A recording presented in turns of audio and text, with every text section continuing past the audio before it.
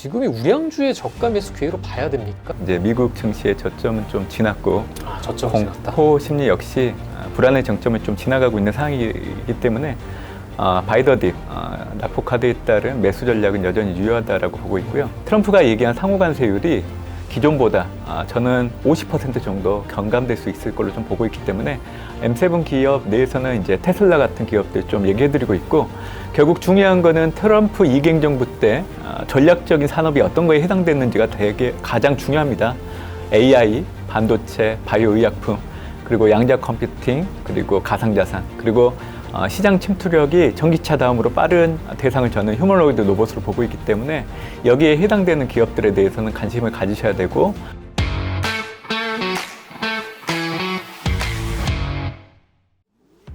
미국 증시를 흔드는 핫한 뉴스부터 한간에 떠도는 소문들까지 모두 쉽고 유쾌하게 털어드립니다. 안녕하세요. 고품격 미장 토크쇼 미국 주식 넘버원 미장원의 이종원 원장입니다. 오늘 저와 함께 시공과 장르를 넘나들며 시원한 수다의 장을 펼쳐주실 대신증권 문남중 수석연구위원님 나와 계십니다. 안녕하십니까. 본 토크 바로 들어가 보도록 하겠습니다. 트럼프 미국 대통령이 중국을 제외한 주요 교역국에 약 90일 상호 관세 부과 유예를 발표하면서 대형 기술주가 폭등하는 흐름을 보이기도 했는데요. 대형 기술주의 급등은 트럼프가 중국을 제외하고 관세 상호 90일 유예를 발표한 데 따른 그런 결과물입니다. 그동안 높은 상호 관세로 인해서 미국 이해 지역에서 제품을 생산하는 이들 기업의 이익이 직접적인 타격을 받을 것으로 우려가 됐는데, 위대한 미국을 향해 질주를 하고 있는 트럼프 행정부의 거대한 계획이 글로벌 시장을 흔들고 있는 요즘입니다. 불확실성으로 많이 뒤덮여 있는데요. 당초 의도했던 바와는 조금 다르게 미국 경제는 부정적인 이야기가 좀 더 많이 나오고 있습니다. 최근 상황은 좀 어떻게 보고 계신가요? 사람마다 이제 해석의 차이는 있긴 하지만 저는 트럼프발 금융시장의 후폭풍은 정점을 지났다라고 생각을 합니다. 정점을 지났다. 미국의 S&P 500 지수 기준으로 놓고 본다고 하더라도 지난 4월 7일 고점 대비 최대 하락폭이 마이너스 21.3이었지만 최근 14일 기준으로는 이게 마이너스 13% 정도로 축소된 상황이기 때문에 공포 심리에 따른 매물들이 쏟아지는 그 정점들은 지났다라고 보고 있어서 앞으로 추가적인 하락보다는 상승할 수 있는 모멘텀을 좀 더 눈여겨보는 게 좋지 않을까 생각합니다. 그래서 우선적으로는 트럼프의 상호관세 90일 유예 같은 경우에는 하방 경직성을 확보하는 보험적인 역할을 해줬다라고 보고 있고요. 75개국 이상 되는 국가와 지금 현재 협상을 좀 진행하고 있는데 증시가 반등할 수 있는 모멘텀으로 좀 작용할 여지는 있다라고 생각합니다. 그래서 저는 앞으로 90일간 물론 이제 교육국가 상대를 할 때 이에 따른 노이즈들은 분명히 있을 수 있지만 이게 변동성 요인으로 작용할 여지는 있지만 추가적인 하락을 유발하는 요인은 안 될 것으로 좀 보고 있기 때문에 4월달 같은 경우에는 하반월로 갈수록 4월 초에 있었던 낙폭을 좀 빠르게 만회할 것으로 좀 보고 있고요. S&P 500 지수 기준으로는 5,700선 정도까지 충분히 올라갈 여력은 있다라고 생각합니다. 네. 부정적인 스탠스는 조금 성급하다. 오히려 성장 모멘텀, 상승 모멘텀으로 작용할 여지가 많은 시황 흐름이다. 이렇게 보고 계신 거네요. 사실 이제 이 불안의 시작은 트럼프의 관세부가 이로 인한 향후 물가 상승 자극, 이로 인해서 이제 스태그플레이션에 대한 우려들이 많이 커지는 부분들이 있었고, 일부에서는 이제 미국의 경기 침체까지 운운하는 분위기였습니다. 과거 경험을 놓고 온다고 하면 만약에 지금 미국이 경기 침체에 들어가고 트럼프가 관세 부과를 해서 앞으로 물가가 올라갈 수 있는 상황이라고 하면 지금보다 S&P 500 지수는 추가적으로 더 많이 떨어질 수 있다고 보고 있지만, 지금은 미국이 경기 침체에 들어가지 않은 국면이기 때문에 고점 대비 10%, 또 공포 심리로 인해서 20% 전후까지 떨어졌던 최근의 상황을 놓고 온다고 하면 추세 전환 요인으로 진입하기는 어려운 부분들이 있다는 겁니다.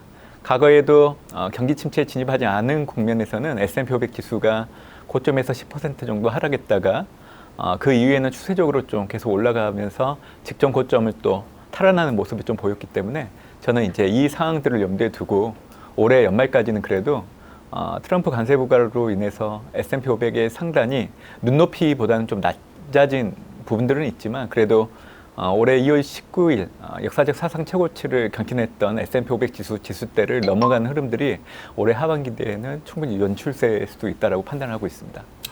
그렇군요. 일단 AI 버블 얘기를 저희가 해봤지만 M7 자체가 버블일 가능성은 없습니까? 근데 과거 금융위기 이후 그리고 팬데믹 이후에 미국을 포함한 글로벌 경제의 생산성을 높이고 또 이에 따른 주가 상승을 견인했던 기업들은 지금 거론하고 있는 M7 기업들 말고는 없었습니다. 그래서 저는 버블이라는 얘기를 하기에는 이 해당되는 기업들이 하고 있는 사업 분야들이 나름 경쟁력이 높은 분야에서 각자 포진해서 사업을 영위하고 있는 상황이기 때문에 앞으로도 해당되는 기업들의 성장성이 계속 높아질 여지는 있다고 봅니다. 그리고 지금의 AI 구현 단계를 보면 작년까지는 학습용에 좀 머물렀지만 올해부터는 이제 추론용으로 가시화되는 부분들이 있다라고 하면 작년까지 엔비디아가 만든 GPU가 서버로 많이 매출이 일어났고 그래서 이제 엔비디아가 시장의 전적인 또 관심을 좀 받았던 상황이지만 올해 같은 경우에는 이 플랫폼 자체가 스마트폰하고 자율주행차와 같은 부분으로 옮겨가게 된다라고 하면 사용되는 반도체가 이제 2세대 반도체로 바뀌게 됩니다. 이 2세대 반도체는 주문형 반도체라고 해서 미국 대표적인 기업이 브로드컴 정도로 좀 보시면 더 이해가 쉬우실 걸로 좀 보고 있는데요. 결국 주문형 반도체, ASIC, 그리고 이에 대한 단점들을 보완한 게 FPGA인데 이에 대한 수혜들을 놓고 본다고 하면 대부분 이제 M7과 연계된 기업들이 대부분 좀 있어서 저는 AI 서비스 구현 단계의 변화를 놓고 본다고 하면 여전히 M7 기업들이 영향력을 발휘할 여지는 상당히 높다고 판단하고 있습니다. 네. 그럼 연계해서 질문을 드리자면 AI 버블론에 대해서는 좀 반대를 하는 입장이신가요? 과거 닷컴 버블 때는 무분별한 투자가 이루어졌고 이에 대한 수익화가 이루어지지 않았기 때문에 버블이라는 게 발생을 했던 상황입니다. 근데 지금 거론되고 있는 기업들 같은 경우에는 수익이 나고 있는 모델들이 분명히 있어요. 대표적인 게 클라우드 부분도 마찬가지고요. 그렇기 때문에 수익화가 일부 이루어지고 있는 걸 놓고 온다고 하면 버블로 얘기하기는 어렵고요. 특히 미국 성장주에 포함되는 기업들의 12개월 선행 PER을 놓고 온다고 하면 말로 설명이 될 수 없을 정도로 그동안 이제 높은 밸류를 받았던 상황입니다. 결국 이런 기업들이 주가가 계속 올라갔던 이유들 중에는 현재보다는 이제 미래 성장 가능성을 염두에 두고 주가가 이를 반영해 왔다라고 보고 있고요. 이런 변화들이 달라지지 않는다라고 하면 주가는 계속 올라갈 수 있다라고 봅니다. 지금 미국의 1분기 실적 시즌 시작되면서 금융주를 중심으로 좀 예상보다 좋은 실적들을 좀 보여주고 있는데 제가 이 어닝 시즌 관련해서 드리고 싶은 얘기는 올해 1분기를 기준으로 놓고 온다고 하더라도 지금 미국 실적을 견인하는 상위 섹터 중에 IT가 있다라는 겁니다. 물론 이제 매출액 증가율을 놓고 온다고 하면 이제 IT와 커뮤니케이션이 상위군에 이제 놓여 있기 때문에 그래서 밸류에이션으로 이제 평가를 할 수 없다라고 생각하시는 투자자 입장에서는 매출액 증가율을 놓고 봤을 때 이 매출액 증가율과 연동돼서 주가는 항상 비슷한 흐름을 좀 보여왔다라는 점을 놓고 온다고 하면 저는 앞으로도 좀 N7 기업들의 버블 얘기들보다는 성장성을 염두에 두고 주가가 더 올라갈 여지는 있다라고 판단하고 있습니다.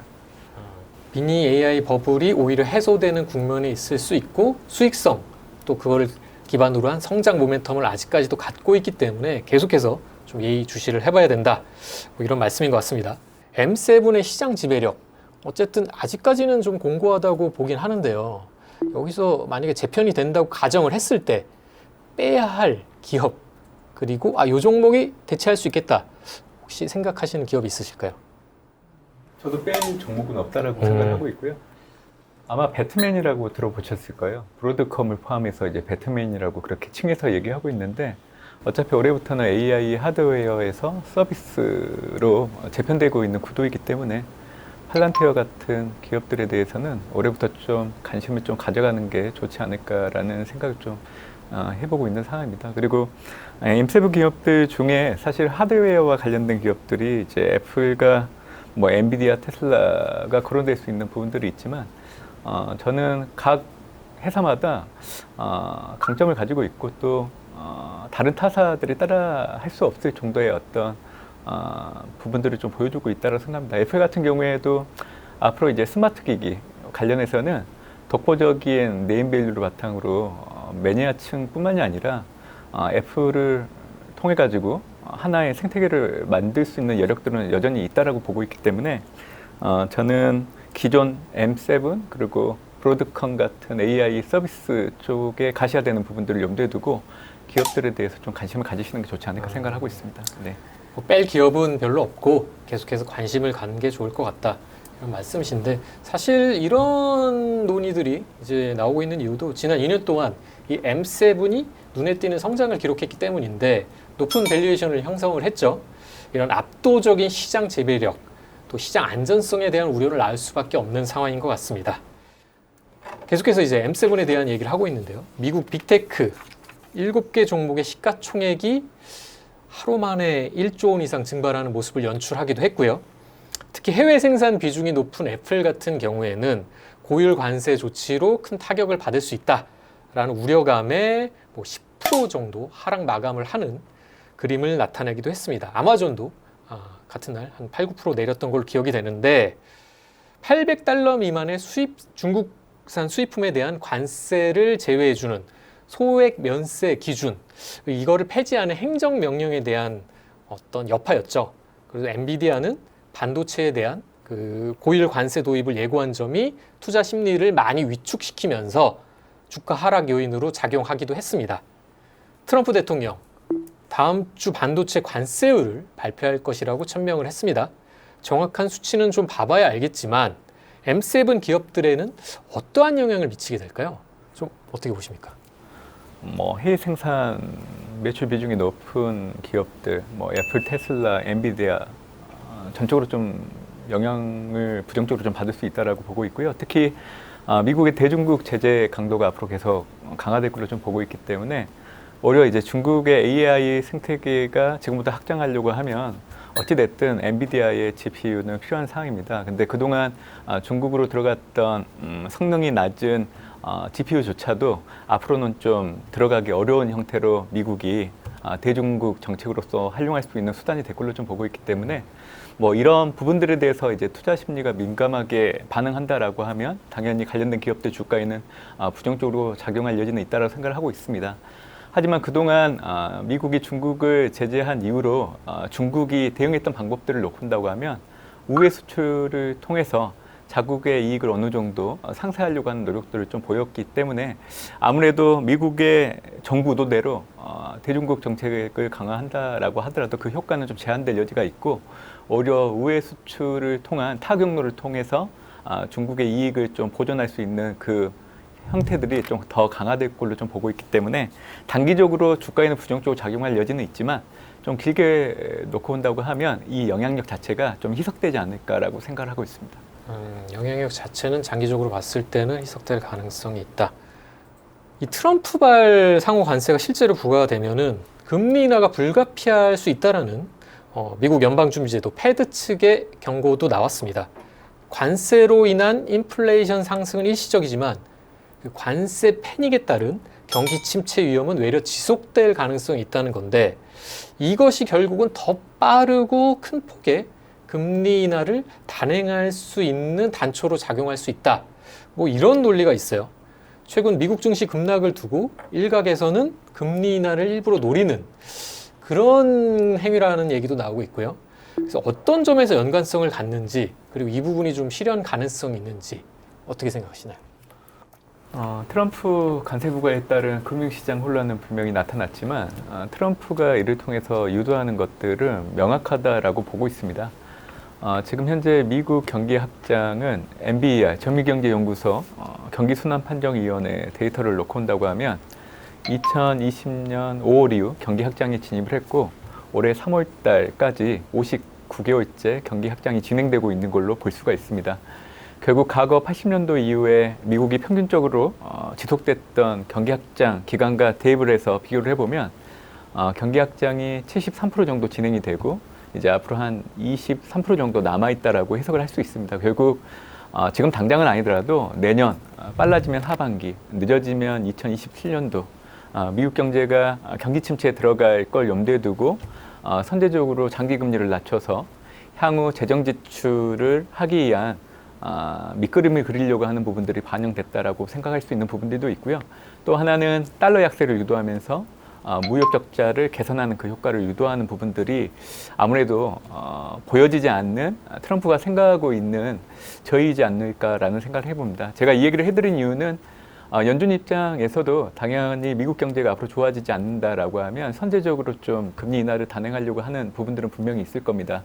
근데 이게 전적으로 해석하기에는 어려운 부분들이 있다라고 보고 있는 겁니다.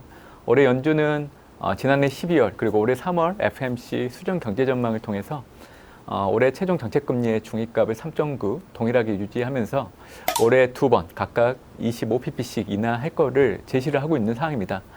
레인지 같은 경우에는 하단을 3.1에서 3.6으로 상향 조정하고 상단을 4.4로 유지시켜줬기 때문에 그 레인지를 지난해 12월보다 더 좁혀준 상황이죠. 그래서 시장 상황, 특히 경제지표 결과에 따라서 올해 75pp 인하까지 좀 열어둔 상황이기 때문에 연준은 경제지표 결과에 따라서 인하할 수 있는 금리 인하 횟수, 폭 자체는 좀 늘어날 여지는 있다고 보고 있고요.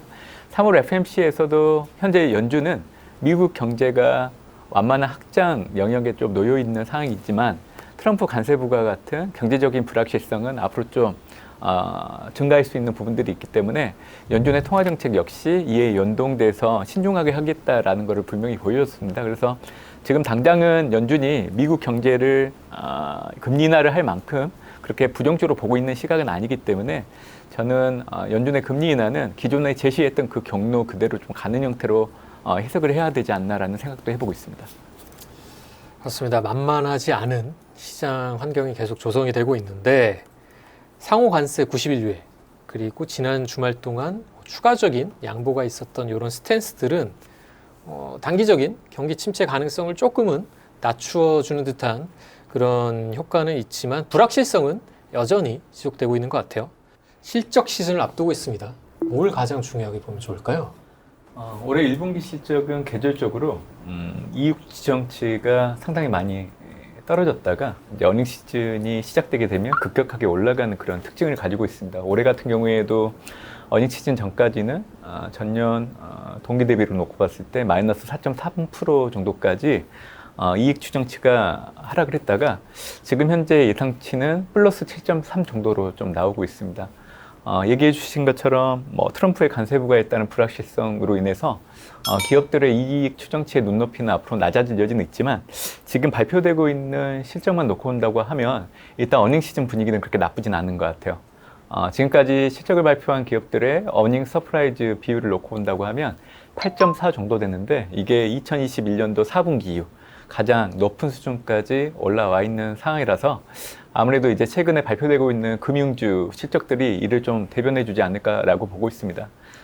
과거에 분기별 이제 실적을 추정할 때 5년과 10년을 놓고 봤을 때 이 어닝 시즌이 진행될 때마다 실적이 빠르게 올라오는 그 폭 자체가 평균적으로 6%, 9%포인트 정도 상회하는 상황이기 때문에 지금 현재 추정되고 있는 1분기 S&P 500의 EPS 증가율이 7.3이라고 얘기해 드렸는데 이 숫자가 10% 이상까지 올라갈 여지가 있다라는 게 지금 현재 이제 미국 내에서 이제 기업 실적을 추정하는 기관들의 의견이라고 좀 보셔도 될 것 같습니다. 그래서 지금 당장 어닝 시즌 자체는 미국 주가가 많이 내려온 상황이기 때문에 올라갈 수 있는 모멘텀이 충분히 될 수 있을 걸로 저는 보고 있고요. 특히 미국 주도의 글로벌 증시는 2023년도 10월 이후 상승 추세라는 부분들을 계속 유지를 해오고 있는데 그 근간에는 경기와 이익과 같은 펀더멘탈이 견인을 해왔던 대표적인 흐름이었기 때문에 저는 이 구도 자체가 올해 1분기 시정을 통해서 많이 반영되지 않을까라는 생각을 해보고 있습니다. 또형 베이스 이 기조 자체에 대한 기대감 자체도 좀 낮기 때문에 그런 부분에서도 펀더멘탈 이슈도 있지만은 센티멘탈 측면에서 반영이 되는 부분도 있을 것 같다는 생각이 드네요. 국내 투자자들의 해외 주식 보관액이 지난 10일 기준 약 130조 수준이라고 합니다. 연초보다 약 20조 가량 증발한 수치인데요. 서학개미들의 자금이 집중적으로 쏠렸던 M7을 중심으로 주가 급락액 보관액이 급감을 한 건데요. 미국 증시가 출렁였지만 주가 반등을 기대한 투자자들이 이후에 추가 매수에 나서는 그런 행태를 보이고 있는데 지난주 국내 투자자들의 미국 주식 순매수액 2조 5천억 원이라고 합니다. 직전 주에 비해서 3배 넘게 미국 주식을 사들인 건데요. 특히 주가 움직임의 2배에서 3배 수익을 꾀하는 고위험 레버리지 이런 상품에도 서학개미의 어떤 투자 수요가 몰리고 있는 상황입니다. 지금이 우량주의 저가 매수 기회로 봐야 됩니까? 아니면은 이거는 조종 속 좀 꺾여버린 이 시장 상황, 주도주를 그냥 추종하는 그런 형태로 봐야 되는지. 현재는 미국이 경기 침체에 들어갔다라는 징후가 없기 때문에 뭐 고점 대비 낙폭을 놓고 본다고 하면 여전히 공포 심리를 느낄 만한 그런 투자 심리가 이어질 여지는 있는 국면이라고 생각합니다. 그럼에도 불구하고 저는 이제 미국 증시의 저점은 좀 지났고 저점 지났다. 공포 심리 역시 불안의 정점을 좀 지나가고 있는 상황이기 때문에 바이더딥 낙폭 카드에 따른 매수 전략은 여전히 유효하다라고 보고 있고요. 결국 이 트럼프 관세 부과로 인한 이 물가 상승을 바라보는 투자자들의 시각 전환이 분명히 앞으로 있을 걸로 좀 봅니다. 관세 부과는 소비자 가격을 올리면서 공급 측에 부정적인 요인을 미치는 요인이기도 하지만 수요 측면에서 놓고 본다고 하면 팬데믹 이후에 미국 가계의 가격 민감도가 상당히 높아진 상황이기 때문에 예전보다 수요가 많이 줄어들 여지가 있다는 겁니다. 그래서 물가가 올라간다고 가정을 한다고 하더라도 그게 가장 좀 더디게 좀 반영될 여지는 있다라고 보고 있기 때문에 이에 대한 투자자들의 시각들이 커질 부분들이 이제 주가가 올라가는 데 영향을 줄 수 있다라고 보고 있는 거고요. 그리고 올해부터 이제 주요국들의 완화적인 통화 정책에 속도를 낼 여지가 상당히 높습니다.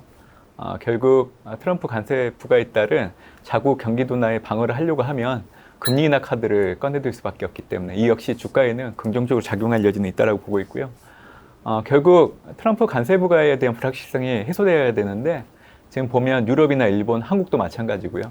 트럼프 달래기에 본격적으로 나서고 있는 상황이라고 하면 트럼프가 얘기한 상호 관세율이 기존보다 저는 50% 정도 경감될 수 있을 걸로 좀 보고 있기 때문에 아마 90일이 지나서 상호 관세율이 시행된다라고 하면 4월 1일 날 발표됐던 그 상호 관세율을 나타냈던 그 보도에 있었던 그 숫자가 절반 정도로 낮춰지는 걸 목도할 수 있을 걸로 좀 보고 있기 때문에 이런 부분들을 놓고 온다고 하면 일단 추가적인 어떤 불안보다는 완도를 바탕으로 좀 개선될 여지는 있다라고 보고 있습니다. 그래서 저는 올해까지는 그래도 연말까지 미국 주도의 글로벌 증시가 계속 올라갈 수 있다라는 얘기를 좀 드리고 있는 상황입니다. 네. 그럼 이어서 좀 질문을 드리자면 투자 전략, 뭐 바이더딥 얘기도 하셨는데 그러면은 좀 빠질 때마다 담는 전략이 유효할까요? M7 같은 경우에는 당연히 좀 밸류에이션이 2년 전 수준까지 내려와 있는 상황이기 때문에 저는 접근을 해도 되는 좋은 대안이라 생각을 하고 있고요. M7 기업들 중에 이제 대표적으로 테슬라 같은 경우에는 내년도 로보택시, 휴머노이드 로봇2를 양산을 또 계획을 하고 있는 상황이기 때문에 올해 이제 2분기 이후부터 이제 전기차 판매량이 원래 궤도로 접어들게 된다라고 하면 주가가 지금보다는 올라갈 수 있는 여력은 있다라고 생각을 하고 있습니다. 그래서 M7 기업 내에서는 이제 테슬라 같은 기업들 좀 얘기해드리고 있고 결국 중요한 거는 트럼프 이갱 정부 때 전략적인 산업이 어떤 거에 해당됐는지가 되게 가장 중요합니다. AI, 반도체, 바이오 의약품, 그리고 양자 컴퓨팅, 그리고 가상자산, 그리고 시장 침투력이 전기차 다음으로 빠른 대상을 저는 휴머노이드 로봇으로 보고 있기 때문에 여기에 해당되는 기업들에 대해서는 관심을 가지셔야 되고 아마 여기에 해당되는 기업들은 대부분 M7 기업들이 다 포함되기 때문에 저는 주가가 흔들릴 때마다 좀 매수로 대응하는 전략이 유효하지 않을까라는 생각을 해보고 있습니다. 네, 바이더딥 주가가 빠질 때마다 매수 전략으로 좀 접근하는 게 좋아 보인다는 말씀이셨고 글로벌 증시의 급변 그리고 미국 경기 흐름에 대한 여러 가지 예측들 계속해서 나오고 있는데요. 이런 상황에서 앞서 말씀드린 바와 같이 국내 투자자들은 주가 움직임의 2~3배 수익을 추구하는 고위험, 레버리지 상품 위주로 골라 담는 모습이 또 연출이 되고 있습니다. 관세 부과 여부, 아직 무언가 확정되지 않은 만큼 지난주에 이어서 앞으로도 변동성은 지속될 수 있다는 관측이 나오고 있기 때문에 미국 그리고 중국 간 관세 정책과 통화 정책 불확실성이 아직까지 높기 때문에 기회를 계속해서 예의주시하면서 포착하는 한편 투자할 때 지속적인 주의가 필요하다는 이런 의견에도 귀를 기울여야 하겠습니다. 즐거운 투자의 마실을 나오고 싶으실 때 저희 미장원과 함께 해주시기 바랍니다. 다음 시간에도 저희 미장원에서 투자의 주변머리를 말끔히 정리해 드리도록 하겠습니다. 감사합니다.